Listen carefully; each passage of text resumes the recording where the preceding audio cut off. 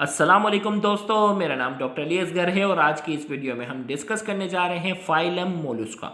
आज की इस वीडियो में हम फाइलम मोलुस्का के जनरल कैरेक्टर्स को डिस्कस करेंगे, साथ ही साथ इसकी डिफरेंट एग्जांपल्स को डिस्कस करेंगे और इसके एवोल्यूशनरी अडेप्टेशंस के पॉइंट को भी डिस्कस करने जा रहे हैं। तो आज के इस लेक्चर को शुरू करने से पहले एज यूजुअल आपसे रिक्वेस्ट करेंगे कि अगर आपने अब तक हमारे इस चैनल को सब्सक्राइब नहीं किया जो कि सिन बोर्ड टीचिंग के नाम से है, तो काइंडली आज ही आप हमारे इस चैनल को सब्सक्राइब करें और साथ ही साथ बेल आइकन को लाजमी क्लिक करें ताकि हमारी अपलोड करदा तमाम इंपॉर्टेंट वीडियोस की नोटिफिकेशन भी आपको रिसीव हो सके। तो आइए हम स्टार्ट करते हैं जनरल कैरेक्टर्स ऑफ मोलुस्का से। Mollusc are soft body animals. ये सॉफ्ट बॉडी एनिमल्स होते हैं, इनकी बॉडी सॉफ्ट होती है। Most are protected by hard shell made up of calcium carbonate. इनमें से जो ज़्यादातर होते हैं वो क्या होते हैं, एक हार्ड से शेल, मजबूत शेल से कवर होते हैं जो कि किसका बना होता है, कैल्शियम कार्बोनेट का। स्लग, स्क्विड एंड ऑक्टोपस, जो कि मोलुस्का के जो वो इनकी एग्जांपल है, आगे डायग्राम में बात करेंगे।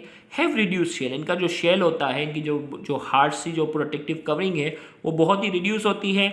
Most of which have internal, ज़्यादातर के पास जो हार्ड स्ट्रक्चर होता है वो इंटरनल होता है। और they have lost their shell completely during evolution, और एवोल्यूशनरी पॉइंट ऑफ व्यू से इनमें से बहुत सौ ने अपना शेल जो है वो लॉस कर दिया और अब इनके पास कोई शेल नहीं है।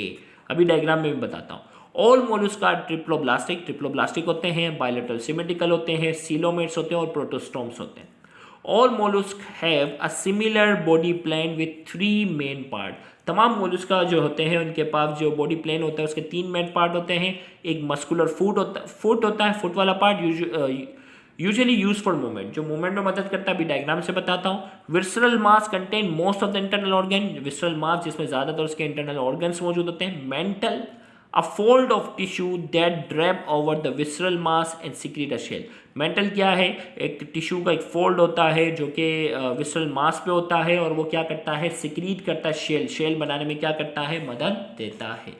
तो आइए मैं यहाँ स्नेल की जो है वो इंटरनल एनेटमी जो बुक में दी गई है उससे मैं थोड़ा सा समझाने की कोशिश करता हूँ। एनेटमी ऑफ स्नेल, स्नेल में अगर आप देखें गौर से, ये इसका जो है वो माउथ है और माउथ के साथ साथ जो है वो आगे हम बात करेंगे, ये इसका जो आता है ये रेड्यूला वाला पार्ट है जो कि टंग, ज़बान की तरह काम कर रहा होता है। अगर आप देखें ये इसका मेंटल जो है वो बाकायदा ये पार्ट है इसका, ये नर्व कॉलर है, ये फुट है, ये रिट्रैक्टर मसल है जो इसको कॉन्ट्रैक्ट और रिलैक्स करेंगे, ये एनएस है, यानी माउथ और एनएस है। इसका मतलब डाइजेस्टिव सिस्टम तो कंप्लीट हो गया।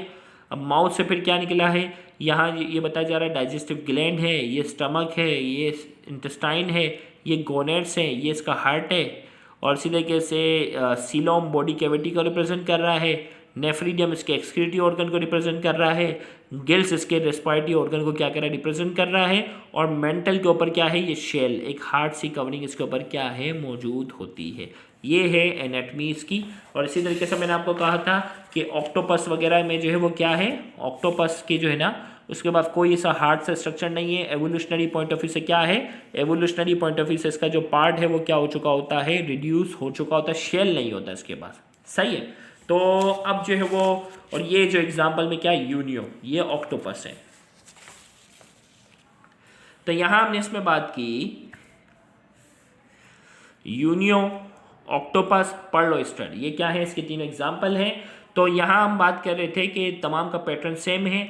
Many mollusc feed by using a strap like rasping organ called radula to scrape a food. ज़्यादातर वो खाना कैसे हासिल करते हैं, स्ट्रेप रगड़ते हैं।